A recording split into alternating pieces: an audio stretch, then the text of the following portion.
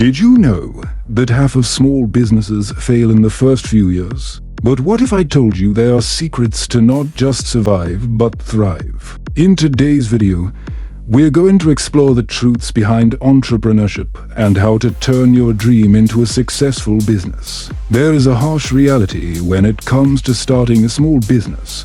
Half of small companies fail within the first few years. And if you manage to survive the first year, you still have a 75% chance of going under in the next 5. How will you handle these statistics? What can you do to create a business that not only functions but also gives you the time and money to enjoy life? This was the question that troubled me until I found some answers in Mike Lee Gerber's book, The Myth Revisited: Why Most Small Businesses Don't Work and What to Do About It. If you are thinking of starting a business or are already in it but feel stressed and time-strapped, then this video is for you.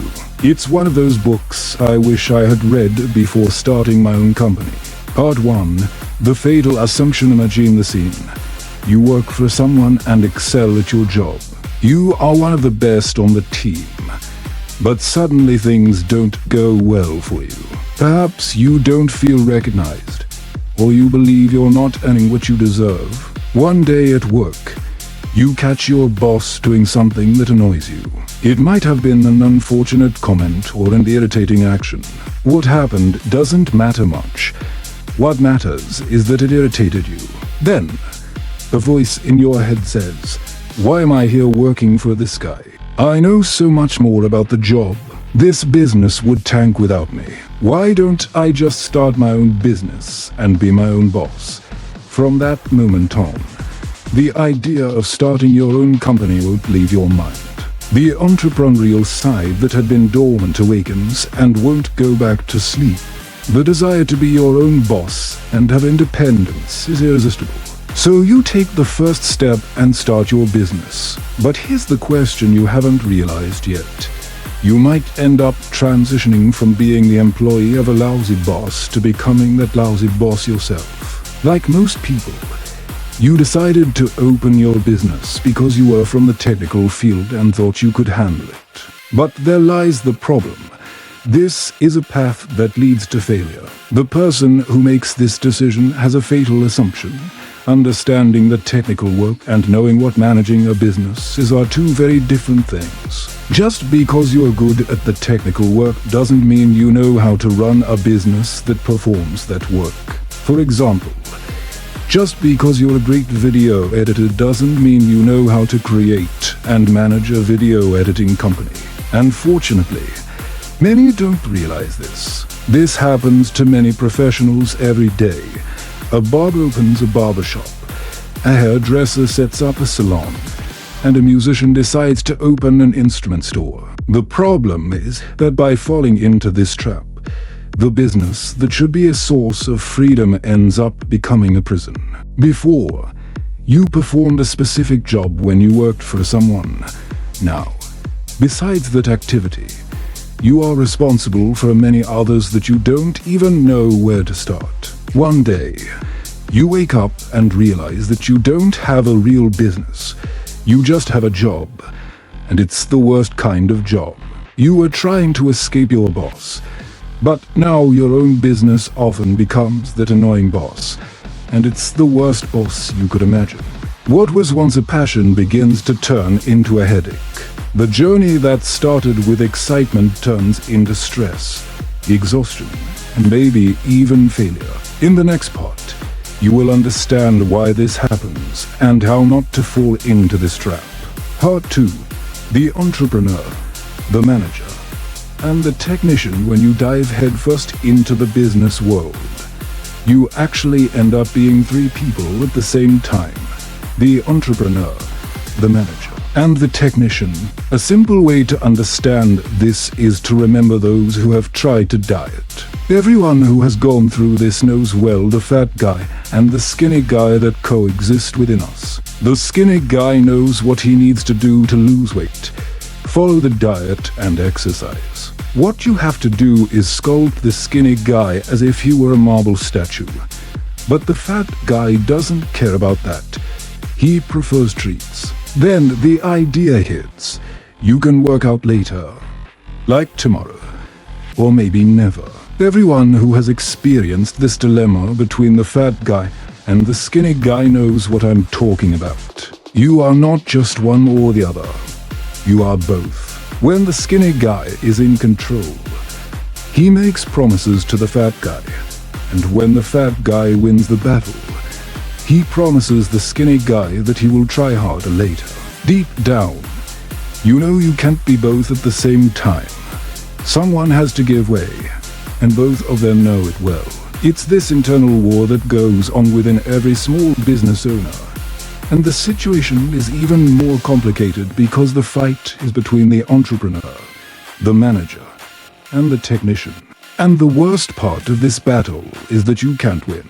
So let's get to know each of them a little better. First, we have the entrepreneur. This is the dreamer, the visionary. Inside you, it's the part that daydreams, looking at the clock and imagining a much better life. The entrepreneur always lives in the future, never in the past, and rarely in the present. They are the innovators, standing out when it comes to dealing with the unknown, turning chaos into something more harmonious. However, they have an immense need for control because they need to organize people and situations in the present for their dreams to take shape. But this creates a big problem. They inhabit a world full of opportunities, and for them, everyone around seems like obstacles that only delay their plans. This often leads them to do whatever it takes to push their projects forward, even if it means intimidating, harassing, or yelling at their employees. For the entrepreneur, most people are seen more as a hindrance than a help in achieving their dreams. Part 2. The entrepreneur, the manager, and the technician continued. Now, let's talk about the manager. While the entrepreneur has the vision for the future of the business, the manager within you is responsible for ensuring that everything runs smoothly in the present. They are practical and have the mission of organizing the mess created by the entrepreneur. If you like most people, you probably have a junk drawer at home, whether in the kitchen, at your desk, or in the office. One day, you realize that this drawer is filled with random things: rubber bands, lost keys, a broken watch, batteries that may be dead, along with those lost screws and nails waiting to poke you when you dig around in there. This perspective is similar to how the manager views the entrepreneur's business. Looking at the chaos, the manager sees a junk drawer needing organization. They can't work in the midst of chaos. For them, everything must be tidy and labeled. Instead of having everything tossed into a drawer or piled into disorganized mountains, the manager would grab a label maker and set to work organizing things. Each object would have its defined place. The keys would hang from a K-pin. Screws and nails would be in identified trays. And the batteries would be tested, the dead ones thrown out or organized by size. Managers apply this approach to managing people and tasks in a business, ensuring everyone knows their place and what they should do. And then we have the technician. If you're watching this video and considering leaving your job, it's likely that the technician is resonating within you. If you've ever found yourself thinking, if I want something done right, I have to do it myself, you are definitely a technician. Technicians love doing the tasks, getting hands-on, and living in the present. They don't worry about the future of the business nor care much about past issues. They are focused on getting the job done. For the technician, what matters is how to complete the task, and any attempt to plan or organize is seen as an obstacle. The interaction between the technician and the entrepreneur can be complicated. While the entrepreneur creates new and exciting opportunities for the technician often feels interrupted or distracted by the entrepreneur's plans. The manager becomes a problem too, as they want technicians to operate within an organized system. If left to the technician, they would always be immersed in the daily work, without concern for what comes next. This view of only living in the present is the worst mentality for the long-term survival of a business. Within you, it's easy to see how these three characters interact. You can recognize the need for order that the manager brings while the entrepreneur dreams of the future. Simultaneously, there's that part that cannot stand to be idle, feeling guilty for not constantly being in action. In short, we all have three essential roles within us: the entrepreneur who dreams, the manager who cares about the details, and the technician who gets the work done. These three need to find a balance for the business not only to survive, but also to thrive. Part 3. 3 stages of a business just like people. Businesses also go through 3 distinct stages: childhood, adolescence, and maturity. Childhood, the technician stage. Most businesses start in the childhood phase. At this stage, as a technician, you finally find yourself free from your boss, and this is an exhilarating experience. However, this freedom can quickly become exhausting. You become a master juggler because now, from this moment on, you will have to handle multiple responsibilities in your business. Imagine you juggling several balls in the air. One ball represents financial management, another is the sale of your products and services, and you are also juggling advertising, marketing, legal fees, and taxes. In the childhood phase, all you do is work, and work even more. The hours stretch. It's common to work 12 to 14 hours a day. You are dedicated every day of the week, and even at home, you can't escape work. Your life revolves around your business, but a huge problem rises. There are more tasks to be done than you can handle. Despite all your efforts, the workload becomes overwhelming. You feel pushed to your limits, and even by putting in more hours, you can't keep all the balls in the air. It's at this point that they start to fall, causing frustration and overload. You realize you can only do so much on your own. The childhood phase ends when the owner finally realizes that the business can't continue to function the way it has been. This realization is a turning point, and change becomes necessary for the business's survival. It's important to note that often this moment of revelation leads to failures. The technician may then feel disheartened and lock the doors while the business evolves into adolescence. This transition is crucial as it marks the beginning of a new phase where the owner's approach and mindset need to change for the business to have a chance to thrive. Adolescence. The manager staggered adolescence phase is a critical moment where you decide it's time to get help for your business. Any sustainable venture will go through this stage because it is an essential phase for growth. A business owner who intends to survive will need support, and what kind of help is that? Technical help, preferably. Someone who can handle the responsibilities that aren't being fulfilled and that typically are the tasks you dislike doing. For example, if you are passionate about sales, you may need someone to handle product construction. If you enjoy dealing with production, you might need a salesperson. And if you don't know exactly who to bring on, the common choice will be to hire an accountant, since many small business owners don't enjoy handling finances. Thus, you hire your first employee, Harry. Harry is an expert in accounting. He has years of experience and has worked in companies similar to yours. Soon, he will uncover a secret you've been keeping. You have no idea what you are doing. On his first day of work, Harry dives into your spreadsheets and documents. It's at this moment that the realization hits. You don't need to do that anymore. Now you can transform into a manager, not just a technician. A few weeks pass, and you notice that Harry can do more than just accounting. He can handle calls, interact with customers, organize the store, and manage various other tasks. Your life will start to seem easier. You allow yourself longer lunch breaks and a chance to relax a bit. However, a problem rises. Instead of directing Harry on what he should do, you leave him to manage tasks according to his own vision. This is a risky game because if you are not guiding Harry, he will do things his way. With that, your business starts to slowly change, deviating from the model you created and becoming something that may turn unrecognizable. As Harry needs more support, he begins hiring new employees without your involvement. And since you are so busy working on operations and growing the business, these new hires start responding to Harry instead of you. Initially, this seems liberating, allowing you to do what you really love. However, problems start to surface. Mistakes pile up.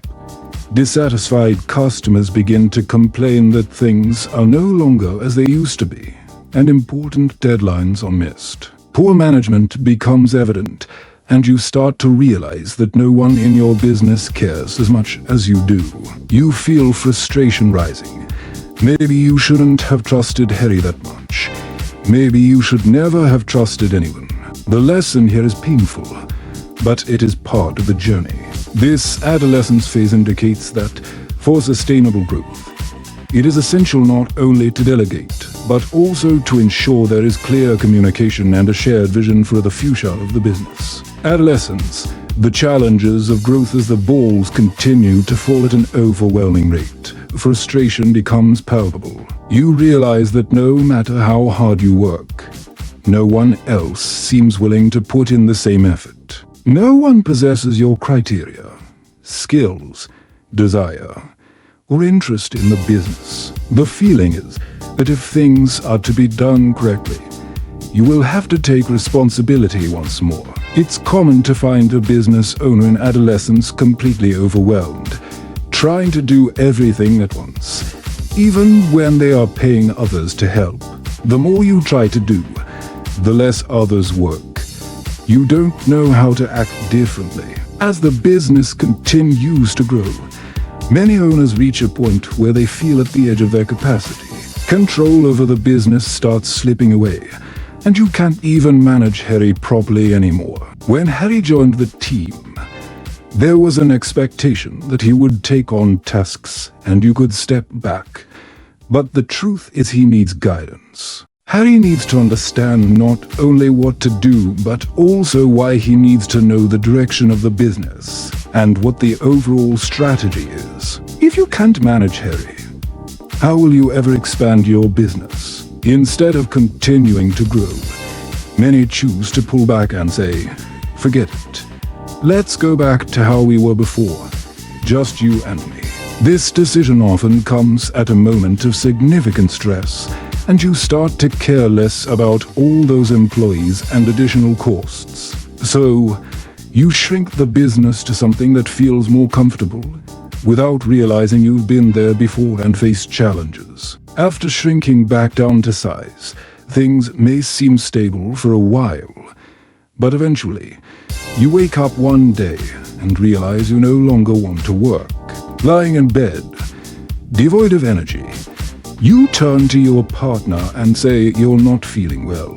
Your partner, not knowing how to draw more energy from your enthusiasm, responds, "But if you don't work, who will do the work, right?"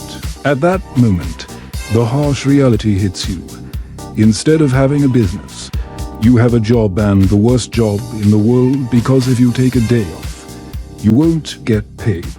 If you don't show up, no one will do the work. Moreover, you can't sell the business because you would only be passing on to someone else a job that you yourself despise. With the dream faded, what remains is mere labor. You start to question yourself. What if I don't shrink and keep on growing? The answer could be alarming. You may eventually self-destruct. However, if you persist, are determined, and are stubborn enough to keep the business running, you will find a grueling routine day after day. Your body and mind will fail before the business does. You might get sick or hurt, but even so, you will keep fighting. You will be like a fan running continuously until, in a final effort, your blades stop spinning, leaving you exhausted. This is the portrait of many small business owners. However, the situation doesn't have to be this way. At this point, we will describe the problems that lead so many small businesses to fail.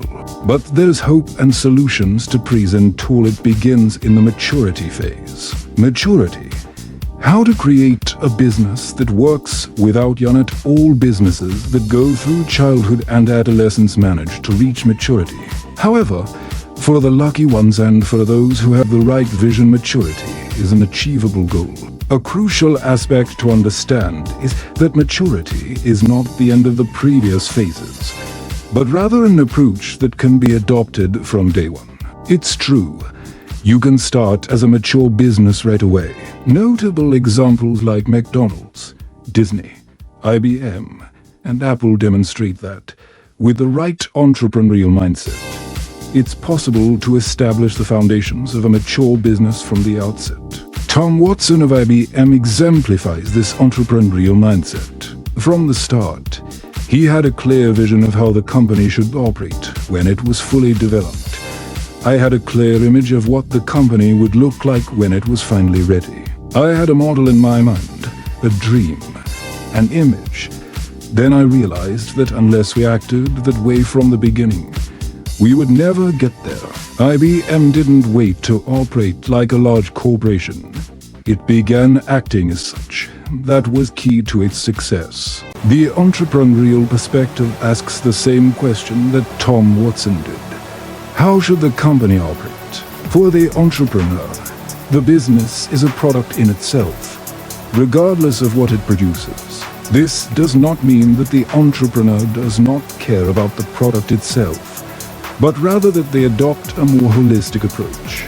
The differences between the perspectives of the technician and the entrepreneur are fundamental.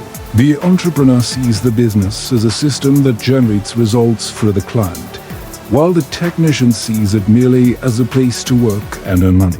The entrepreneur starts with a clear vision of what they want to achieve and strives to materialize it, while the technician often lacks a comprehensive vision, focusing only on immediate tasks and daily earnings. Additionally, the entrepreneur sees the business through the eyes of the customer.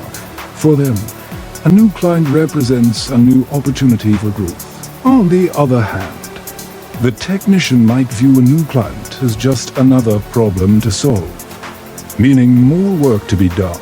The crucial issue is that you cannot teach an entrepreneurial perspective to a technician. It's a mistake to try and do so. What you really need is a business model that allows your entrepreneurial spirit to flourish while meeting the needs of both the technician and the manager. This ideal model is known as the franchise prototype. In the next part, I will describe in detail this business model that can cater to all three roles and thus enable the healthy and sustainable growth of your company. Part 4. Franchise prototyping model. To better understand the franchise prototyping model, the best example is McDonald's. I'm not suggesting you enter the burger business, but rather that you closely examine the business model they adopted. You may criticize McDonald's food, claim it's junk food, or insist it's not the best choice for health. But one thing is certain, they deliver on their promises. Their system operates with the precision of a Swiss watch because every aspect of the business has been tested, adjusted, and optimized to be replicable in all its restaurants. The preparation and service of the food follow the same rigorous standards worldwide. The burgers are the same size and shape. The pickles are placed on the buns in a standardized manner to prevent them from sliding, and the fries are heated for 7 minutes to maintain their crispness. The food is served in 60 seconds or less. All of this shows that every problem has been thought through, documented, and systematized to the point where any 18-year-old without previous experience can perform the job. Now, how can you implement a similar system in your own business? The first step is to change your perception of what it means to run a business. The problem was never your business itself. It has always been you. Unless you change how you view your role and how the business should operate, nothing will change. Secondly, set aside time every day to work ** on your business **, rather than just ** in it **. Start seeing your business as a product you would like to offer to the market. Visualize it as a machine composed of interconnected parts, and ask yourself the following questions. How can I make my business run without my constant presence? How can I empower my team to work efficiently without my direct supervision? How can I systematize every aspect of my business so that it can be replicated 5,000 times, ensuring that the 5,000th unit runs as smoothly as the first? These fundamental questions will help you adopt a strategic vision and create processes that do not rely solely on your presence. By implementing a system that can operate independently, you will put your business on a path of healthy and sustainable growth, allowing you to focus on expanding your vision and reaching new heights. Part 4. Franchise prototyping model continued. When considering the franchising of your business, imagine you are creating perfect clones of your operation with the aim of replicating 5,000 identical units. To achieve this level of standardization, it is imperative to develop robust systems that enable your business to function independently of people. If your enterprise's success is strictly tied to hiring specialists, you will encounter difficulties along the way. Instead, create a system that allows anyone, even with the lowest qualifications, to perform the tasks effectively. This does not mean you should hire anyone at random. If you need an accountant, of course you need someone knowledgeable in accounting. However, with a well-structured business system, you do not need a top-tier specialist. A less experienced accountant will be able to perform the necessary functions adequately. That's what it means to have a business dependent on systems. Building effective systems to transform your company into a system-dependent model. Start compiling detailed checklists for every task. Create how-to manuals that provide step-by-step instructions, allowing anyone to perform functions as you would. Although this step may seem tedious, it is absolutely essential. If you skip this phase, you will squander time and likely fail in your undertaking. I made this mistake myself by skipping this stage and hiring people without an adequate framework. The result, they could only perform about 90% of the work, and I had to intervene to help with the last 10%. It becomes a never-ending cycle. If you hire 10 people with this problem, you will end up spending all your time just helping each one complete what they aren't doing correctly. It's a trap that many entrepreneurs fall into, and it usually leads to mass firings. The importance of having a system. So you might wonder, what is this system you keep mentioning? Let's give a practical example. Imagine you're opening a bakery. Each function within the store would have a clear and detailed job description. This clarity is crucial because it ensures that each employee knows exactly what to do and how to do it. From purchasing ingredients to maintaining cleanliness in the store, sweeping floors, washing pots, and managing transactions at the register. For the bakers, you would set clear guidelines on how to bake the cakes. This would include oven temperature settings, the necessary baking time for each type of cake, and even the secret recipes that give your products a unique flavor. After all, you are not just opening any cake shop. It's your bakery, and you want your cakes to have a consistent appearance and taste. Providing a reliable experience. A continuous process. Building the prototype of your business is not an action you take once and consider complete. The author describes this as a process of continuous business development, which we will explore in the next part. This process involves ongoing adjustments, improvements, and optimizations to ensure that your system remains effective and that you are always one step ahead. This approach will not only enhance your operation, but also facilitate your expansion and replication. Part 5. The business development process. Business development process is fundamental and comprises 3 interconnected stages: innovation, quantification, and orchestration. The first stage, innovation, involves the essential question: what systems can we improve in our business to better serve our customers? It is important to note that it's not the product itself that needs innovation. but rather how your business operates and how you sell your products. You don't need to implement grand innovations. For example, you might test different colors of suits that your employees should wear. Try a brown, blue, and black suit for 2 weeks to observe the results. You might find that while your best salesperson is performing poorly in a brown suit, a less experienced salesperson could nearly double their sales in a blue suit. Another small innovation could be the way you greet customers. Instead of asking generically, "Can I help you?" try saying, "Hi, have you been here before?" This simple change transforms the interaction from a yes or no question into an invitation for conversation. If the customer responds that they have visited your store before, you might offer a special deal for returning customers if it's their first time. A warm welcome along with a discount for newcomers can be much more effective. Small changes like these can yield significant results. Quantification, measuring results. No. You might ask, how can you tell if the innovations you tested are working? That is where the second stage, quantification, comes into play.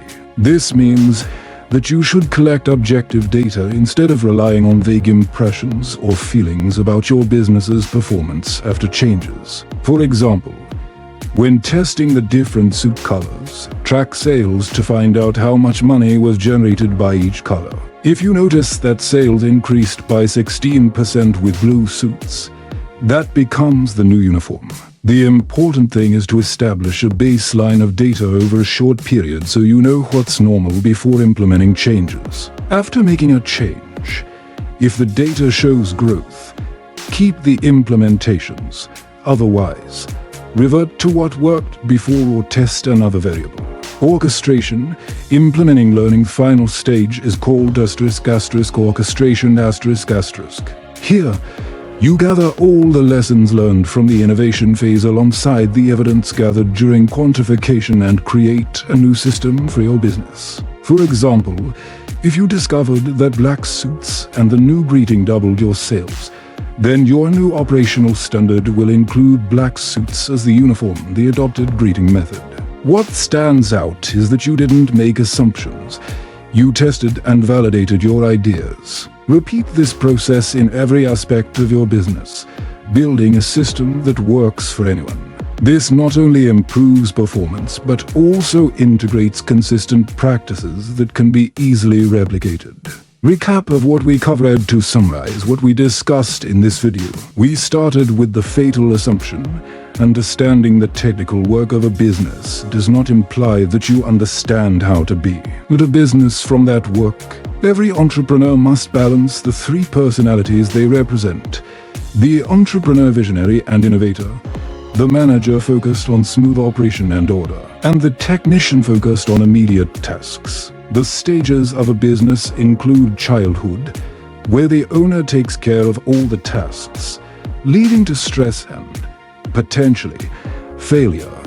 Adolescence, where delegation begins, but poor management can lead to chaos, forcing the owner to reduce the business, and maturity, which is not an ending but a goal you can reach from day one.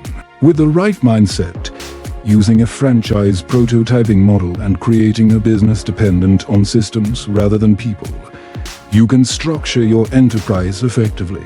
Finally, we reviewed the business development process, which includes innovation seeking to constantly improve the customer experience, quantification, measuring the impact of these changes, and orchestration, implementing innovations as standard operations. By following this path, you will be on your way to creating a business that is not only sustainable but also scalable and resilient. If you learned something valuable today, don't forget to give it a thumbs up, subscribe to the channel, and share this video with someone who needs to hear it. Together, let's demystify entrepreneurship and build successful businesses.